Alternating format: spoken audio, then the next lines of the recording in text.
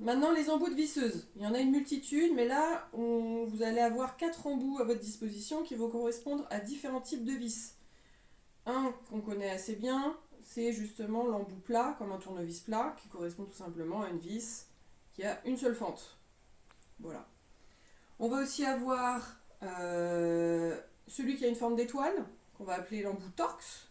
Et l'embout torx, il se repère très facilement au niveau des vis. Tout simplement, c'est une étoile aussi. Et ça accroche très très bien. Et on va avoir deux embouts qui sont des croix, voilà, des cruciformes, mais qui sont différents les unes des autres. On va avoir des embouts qui s'appellent un PH2. Là, par exemple, c'est un 2, il y a 1, 2, 3, ça dépend de la taille. PH2, ça va être une croix unique qui correspond à une vis, voilà, qui tout simplement a une forme de cruciforme classique. Voilà. Et là, ça fonctionne bien. Mais on a aussi un embout qui s'appelle PZ2. PZ2, c'est une croix, mais qui a en plus des petits traits entre les traits. Et ça va correspondre à d'autres types de vis. Donc ça, celle-là, celle-là. Voilà, où on voit justement les petits traits qui sont ajoutés à la croix.